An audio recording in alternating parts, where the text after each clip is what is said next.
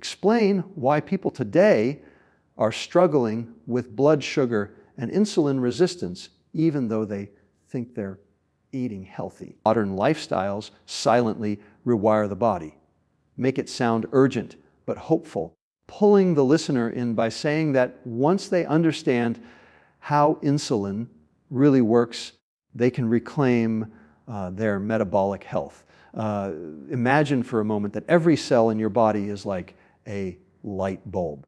It can shine, it can glow, but only if it has electricity. For your body, that electricity is glucose. Glucose is the simplest form of sugar, a basic unit of energy that every organ, every muscle, and even your brain depends on. When you eat, especially foods that contain carbohydrates, your digestive system breaks them down into glucose. That glucose enters your bloodstream and becomes available fuel for all those little bulbs waiting to light up. Without glucose, the lights dim. Your brain gets foggy, your muscles feel heavy, and your body begins to slow down. Too little and you crash. The body was designed to keep blood sugar in a very tight range because too much or too little is dangerous.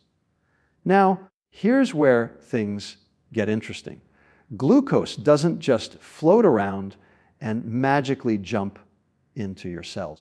It needs a key to unlock the door. That key is insulin, a hormone produced by the pancreas. When you eat, your blood sugar rises and insulin is released to open the doors of your cells and let glucose in. Once inside, glucose gets turned into ATP, the molecule that powers every function in your body. ATP is what allows your muscles to contract, your neurons to fire, your heart to beat. Glucose is literally the life spark, but it only works when the locks and keys are functioning properly. Think about how elegant that design is. You eat, your body senses glucose, insulin gets secreted, doors open, energy is made, and the system resets. The problem isn't glucose itself. The problem is when this system is abused, when the body is asked to process far more glucose than it was ever designed for. That's when things start to go off track. In a natural setting, before modern processed foods, humans rarely encountered concentrated sources of sugar. Fruit in season, maybe some honey once in a while, and that was it. The rest of the time, glucose entered the system slowly through whole foods, vegetables, grains, legumes.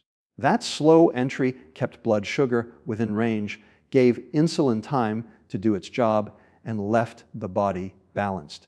But in today's environment, we're bombarding the system with refined carbohydrates, sugary drinks, snacks, and desserts that flood the bloodstream with glucose in massive amounts, and they do it quickly. What happens then is that the blood sugar spike overwhelms the body's delicate balance. Insulin is forced to respond rapidly, pumping out more and more to push that flood of glucose into cells. At first, the body manages. Cells accept the glucose energy is made, and the surplus gets stored as fat for later use. But over time, the system begins to wear down. High blood sugar becomes a frequent state, not an occasional one. Instead of being a clean, burning fuel, glucose turns into a sticky, corrosive substance when it's chronically elevated. This stickiness is not just a metaphor. Excess glucose attaches to proteins in the blood, damaging them through a process called glycation. It's like sugar coating everything it touches, turning your bloodstream into a slow, moving syrup that hardens arteries, inflames tissues, and clouds brain function. Your body was never designed to swim in sugar all day long. So the contrast is clear. On one hand, glucose is the purest form of energy, fueling every spark of life when managed in small, balanced doses. On the other, When blood sugar stays high for hours and days and years, that very same fuel becomes toxic. It's like fire. In the fireplace, it warms the home. Out of control, it burns the house down. The reason this matters so much is because people often think of sugar only in terms of calories or weight gain. But it's much deeper than that. Blood sugar is a signal. It tells your body what state it's in, whether it's thriving, stable, and energetic, or whether it's heading toward fatigue, inflammation, and eventual breakdown. By understanding that glucose is not the villain, but rather a powerful fuel that must be carefully managed, you start to see. Think of your bloodstream as a busy highway at rush hour. Cars are zipping along, trying to get to their destinations, and without traffic lights or a traffic cop, everything would descend into chaos. Glucose is like those cars. It has places to go, muscles, brain cells, organs, but it can't just pull in anywhere it wants. That's where insulin steps in. Insulin is the traffic cop standing at the intersection, directing cars into the right lanes, opening gates, and making sure that glucose gets to where it needs to be without jamming up the road. Without insulin, the cars would pile up and the system would collapse. Insulin's role begins the moment you eat. As food is digested and glucose pours into the bloodstream, insulin is released from the pancreas. It acts as the signal that tells your cells, open the doors, energy is here. Muscle cells take in glucose to burn for immediate energy or store it as glycogen for the next workout, the next walk, or even just climbing the stairs. Your liver takes some glucose and stores it as backup fuel, like a generator waiting for a power outage. Even your fat cells participate. They act like long-term warehouses, storing excess glucose as fat so that in times of scarcity, you'll have reserves to draw upon. Every part of this design was created for survival. Here's the key: insulin itself is not the enemy. Without it, you wouldn't be alive. It keeps your blood sugar from soaring into dangerous territory after a meal. It ensures your brain has a steady stream of fuel. It prevents energy shortages when you haven't eaten in hours. It's not about good or bad, it's about balance. The problem arises when insulin is constantly summoned day in and day out because of the relentless flow of processed sugars and refined carbohydrates in the modern diet. Picture this: imagine a warehouse that receives shipments every so often. A truck pulls up, the goods are unloaded, shelves are stocked, and when demand rises, items are shipped out to customers. Everything runs smoothly because there's time between deliveries. That's how insulin and glucose were meant to work. But now imagine trucks arriving every hour, stacked to the brim with goods, never giving workers time to move inventory out. Shelves fill up, hallways overflow, and soon the warehouse is bursting at the seams. That's exactly what happens in your cells when glucose is constantly delivered. Insulin is shouting at the doors to open, but the storage is full. Your fat cells then become the last resort. They're like warehouses built outside the city limits where the overflow is dumped. At first, this seems like a good solution. Energy is being stored for later. But the more insulin has to push, the more those fat warehouses expand. Eventually, you're left with a system that can't say no, a storage problem that spirals into insulin resistance, where cells stop responding to insulin's signal because they're simply overwhelmed. This doesn't mean insulin is bad. On the contrary, it's doing its job as best as it can. If insulin didn't work, blood sugar would rise unchecked, leading to diabetic crises that are life-threatening. The mistake is blaming insulin for a system that's been overloaded by modern eating habits. Insulin is only responding to the environment it's given. Just as a traffic cop isn't to blame for gridlock if thousands of extra cars suddenly flood the city, insulin isn't at fault when glucose keeps flooding the bloodstream day after day. Insulin also plays another critical role. It prevents chaos by ensuring energy is not only stored, but also released when needed. Between meals or overnight when you're fasting, insulin levels naturally fall, and that drop tells your liver to release glucose back into the blood. It's like the traffic cop switching shifts, letting cars out of the garage when the road starts to empty. If insulin stayed high all the time, you'd never tap into your stored energy. That's why balance matters so much. Think of your body's energy system as a network of fuel tanks. The gas tank on your car is designed to be filled and then slowly emptied as you drive. Insulin is the mechanism that tells your body when to fill the tank and when to draw from it. If you keep topping off the tank every hour, you're going to spill fuel everywhere. But if you fuel up when you need it and allow time for the tank to empty, the system works beautifully. That's the difference between harmony and dysfunction in metabolic health. The brilliance of insulin is that it was designed to protect you. It prevents wild swings in blood sugar that would damage your tissues. It ensures that your brain, which can't store energy, always has access to glucose. It allows for flexibility, shifting energy between immediate use and long-term storage depending on the situation. When used in the environment it was meant for, a world of real food, occasional scarcity, and natural movement. It's the reason humans survived and thrived. So when you hear the word insulin, don't think enemy. Think manager, think traffic cop, think warehouse supervisor.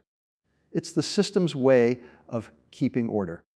The only time it becomes a problem is when the rules of the game change, when sugar and processed foods flood the system in unnatural amounts, forcing insulin to work overtime.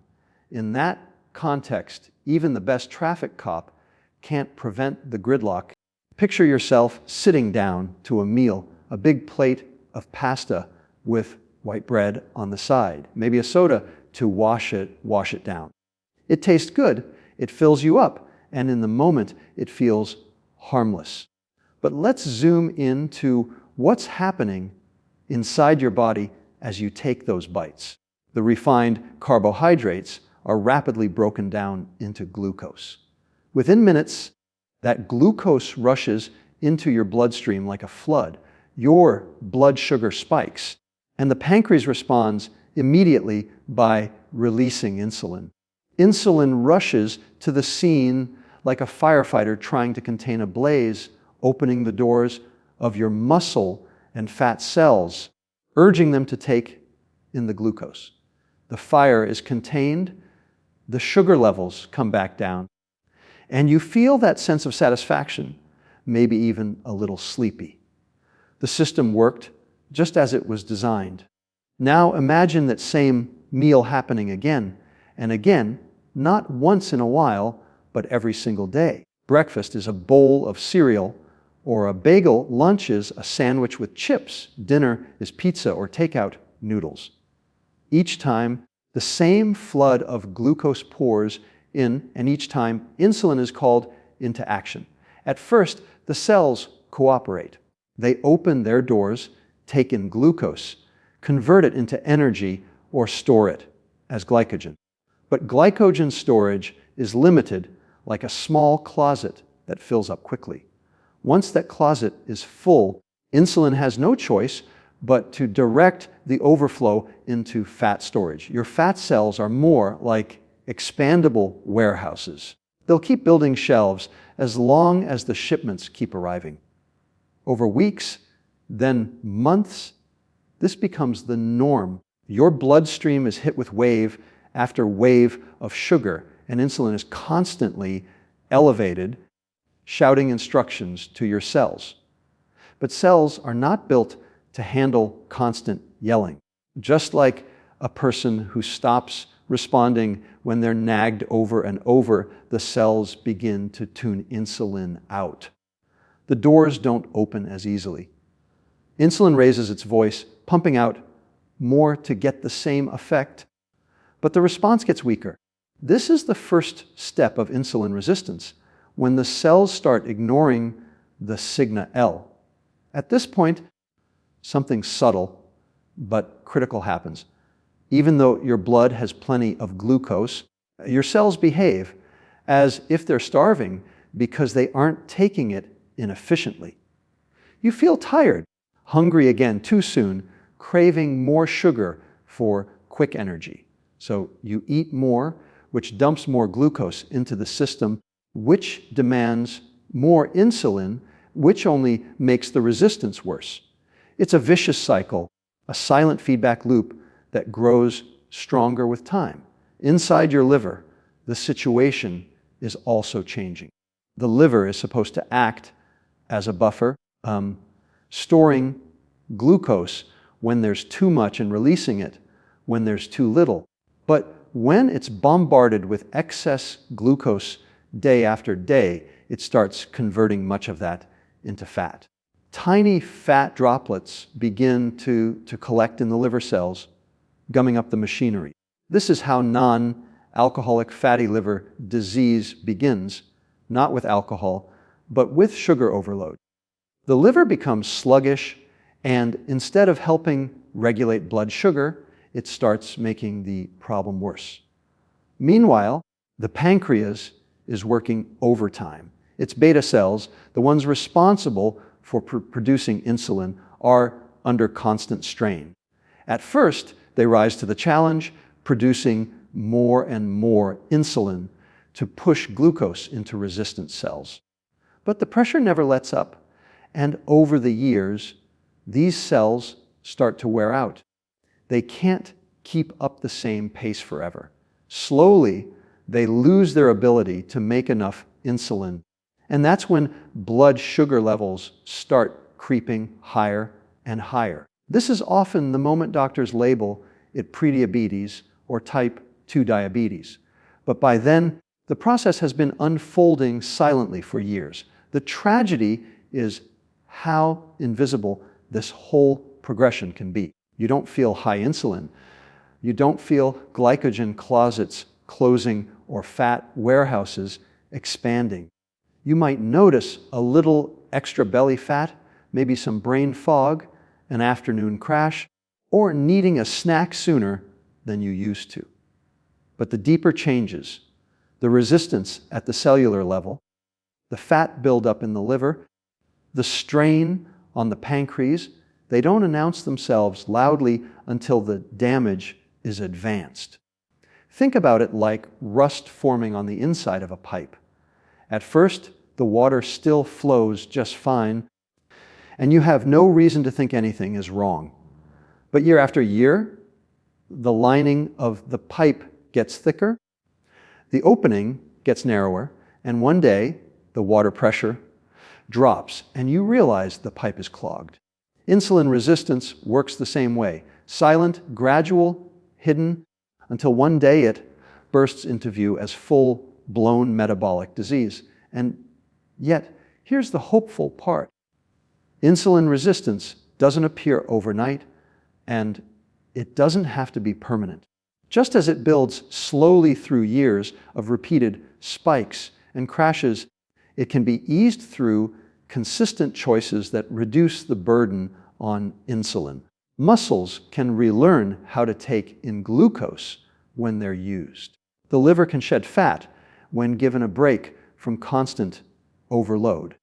The pancreas can rest when insulin isn't being summoned around the clock. The cycle that wore the system down can be reversed, but only once we recognize the story of how it develops in the first place.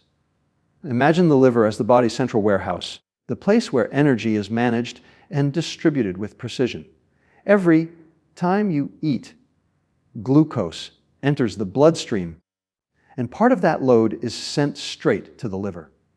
The liver decides what to do with it. Some is stored as glycogen, ready to be released later when blood sugar dips, while the rest is either used or sent out to other tissues. In a healthy state, the liver is remarkably efficient, like a well-organized logistics hub that keeps everything running on time. Now picture the pancreas as the control tower that directs traffic. The pancreas senses rising blood sugar after a meal and signals the liver through insulin, telling it when to take in glucose and when to release it back into circulation. These two organs work in harmony, one storing and releasing, the other coordinating and signaling. Together, they form a feedback loop that keeps blood sugar within a narrow, safe range so your brain and muscles always have fuel. But when the diet is filled with constant surges of refined carbohydrates and sugars, the liver's job changes dramatically. Instead of dealing with manageable shipments of glucose, it's hit with truckload after truckload, day after day. At first, it tries to store more glycogen, but glycogen storage has limits. Once that space is full, the liver has no choice but to convert the excess glucose into fat. That fat begins to accumulate inside the liver cells, like boxes piling up in hallways and blocking access to the shelves. What was once an orderly warehouse turns into a cluttered, congested mess. The fat inside the liver doesn't just sit there harmlessly. It gums up the machinery, interfering with how the liver responds to insulin. Normally, insulin tells the liver to stop releasing glucose when levels in the blood are already high. But in a fatty liver, that signal is muffled. The liver becomes insulin resistant and begins releasing glucose even when it shouldn't. It's like a warehouse manager ignoring orders from the control tower and shipping out goods when the shelves outside are already overflowing. Blood sugar rises higher and higher, not just because of what you ate, but because the liver is adding fuel to the fire.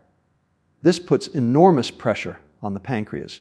The pancreas sees that blood sugar is staying high, so it pumps out even more insulin to try to force the liver and the other cells of the body to listen.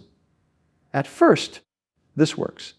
The extra insulin manages to bring sugar levels down, but the price is constant strain on the beta cells of the pancreas. They're working overtime day and night, like a control tower forced to issue orders without rest. Over the years, that relentless demand begins to wear them out. Imagine the pancreas as an exhausted traffic controller, straining to keep planes from colliding while the airport below is clogged with grounded aircraft. No matter how hard it works, the system is breaking down. The liver is clogged with fat, ignoring orders. The muscles are resistant to taking in more glucose. The fat cells are expanding, storing excess energy indefinitely. The pancreas is left shouting louder and louder, releasing more insulin to compensate, but the body is no longer responding with the same efficiency.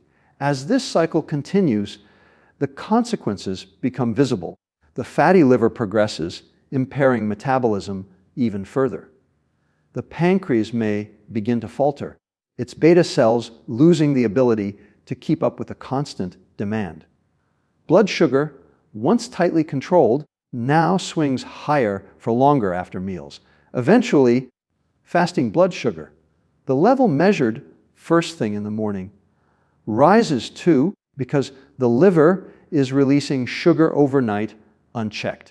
What began as a partnership between two finely tuned organs has turned into a battle, one side overstuffed and sluggish, the other overworked and exhausted.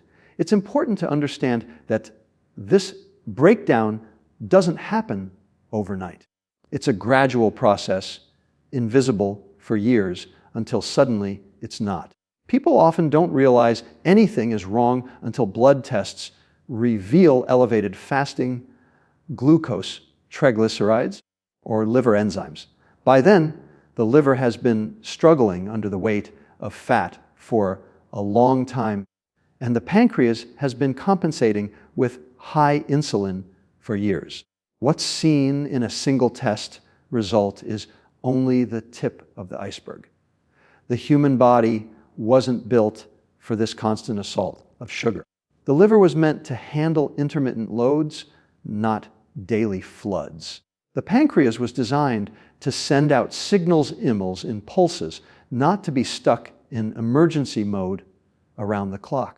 When you can picture the liver filling with fat and the pancreas straining to keep order, you start to see the hidden drama playing out inside so many people today. These organs aren't failing out of nowhere. They're fighting to protect you, but eventually even they reach their limit. Think about the last time you ate a big meal, maybe something heavy in bread, rice, or pasta.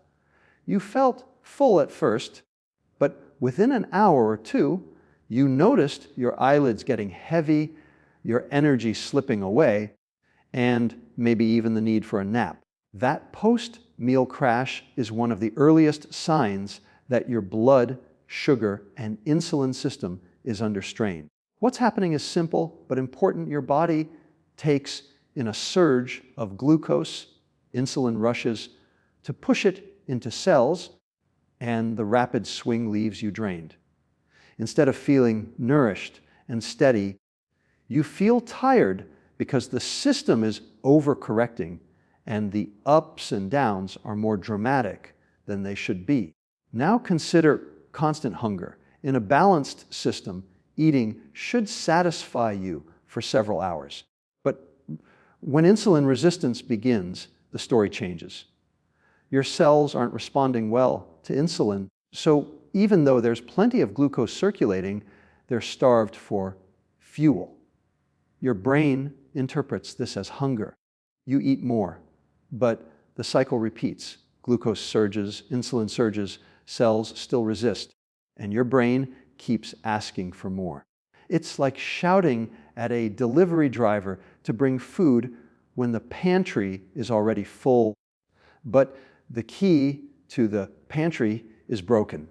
You're not lacking food, you're lacking access to the energy inside your cells. Brain fog is another symptom people brush aside, blaming it on stress, poor sleep, or just getting older. But insulin resistance plays a huge role here too.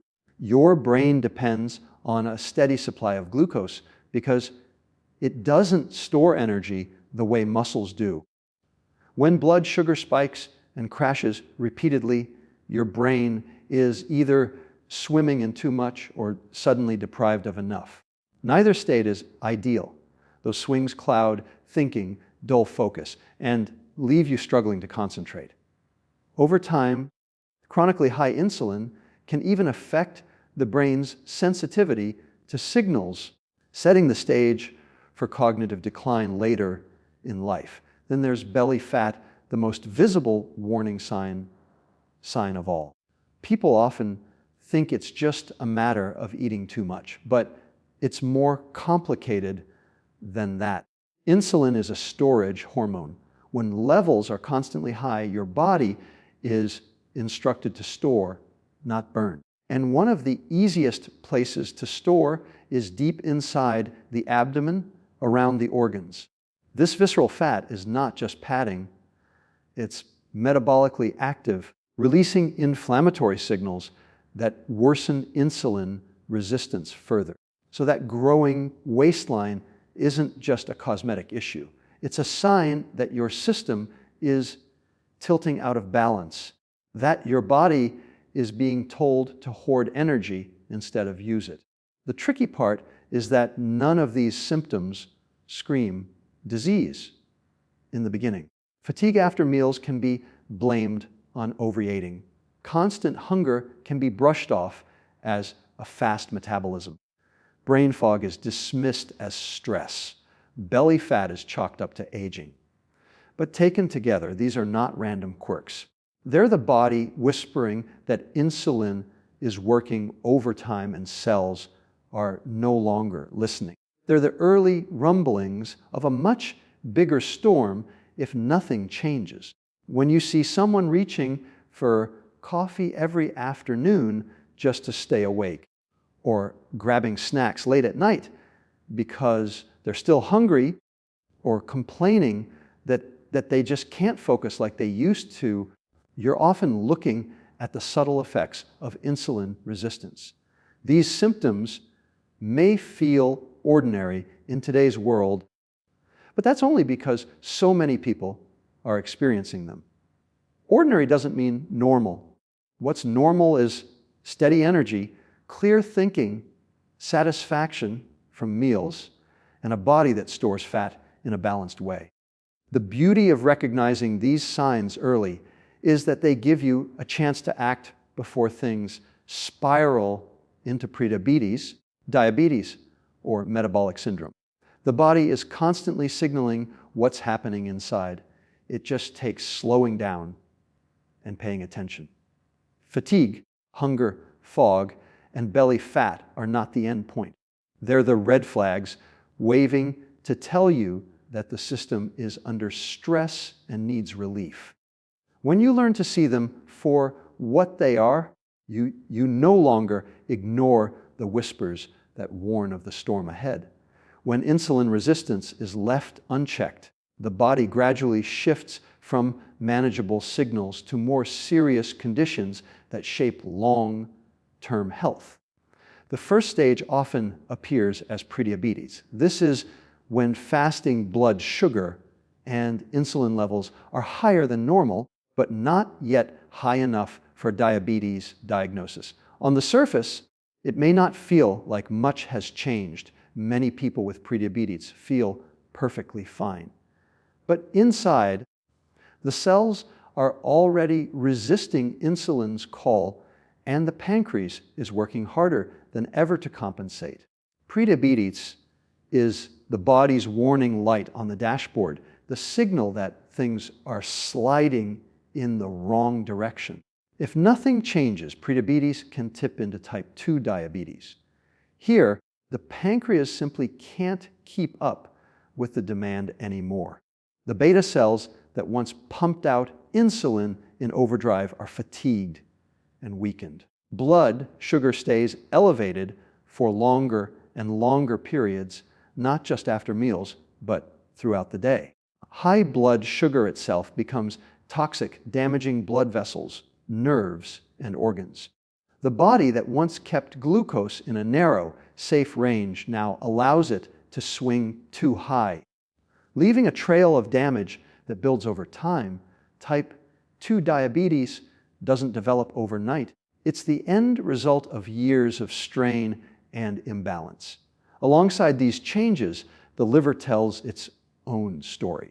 With constant sugar overload, the liver continues turning excess glucose into fat, storing it inside its own cells. Over time, this leads to non-alcoholic fatty liver disease, a condition now affecting millions worldwide. A fatty liver is not just a silent passenger. It interferes with metabolism, releases inflammatory signals, and worsens insulin resistance even further. The more fat the liver holds, the less it can do its job as the body's energy buffer. What began as a warehouse neatly organizing fuel becomes a clogged facility leaking problems into the rest of the system. Taken together, these shifts, elevated blood sugar, insulin resistance, fatty liver, and excess fat around the organs, form what doctors call metabolic syndrome. It isn't one single disease, but a cluster of issues: high blood pressure, high blood sugar, high triglycerides, low HDL cholesterol, and belly fat. Each piece by itself is concerning, but together they paint a picture of a system under heavy stress. Metabolic syndrome is like a web with each strand pulling tighter and tighter, making it harder for the body to function smoothly. It significantly raises the risk of chronic illnesses down the line, even if the person doesn't yet feel sick. One of the most serious outcomes of prolonged insulin resistance is heart disease. High insulin and high blood sugar damage the lining of blood vessels, making them stiff and inflamed. Triglycerides climb, LDL cholesterol particles become more dangerous, and fat begins to collect where it shouldn't, inside arteries. Over years, this leads to plaque buildup, narrowing the blood vessels that supply the heart and brain. A heart attack or stroke may seem sudden, but they are often the final expression of a decades-long process that began with insulin resistance and metabolic dysfunction. It's important to understand these connections not as scare tactics, but as cause and effect. Each stage builds on the one before. Prediabetes is the body straining, but still compensating. Type 2 diabetes is the tipping point when compensation fails. Fatty liver is a sign of overload. Metabolic syndrome is the clustering of problems that multiply risk. Heart disease is the outcome of years of vascular damage. None of these arrive without warning, and none of them happen without reason. They are the logical consequences of a system pushed beyond its natural design. The hopeful truth is that these outcomes are not inevitable.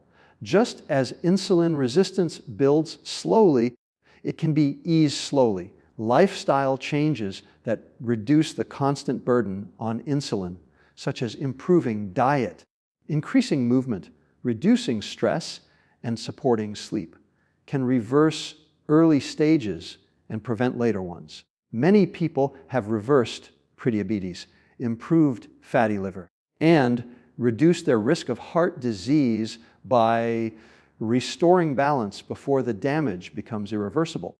And when you see the full picture, the stakes become clear. This isn't just about avoiding sugar highs or losing a little weight. It's about protecting the organs that silently manage your energy every day. It's about preventing the slow slide from early warning signs into chronic conditions that shape the rest of your life. And most of all, it's about giving your body the chance to thrive the way it was designed, to free from the constant stress of insulin overload.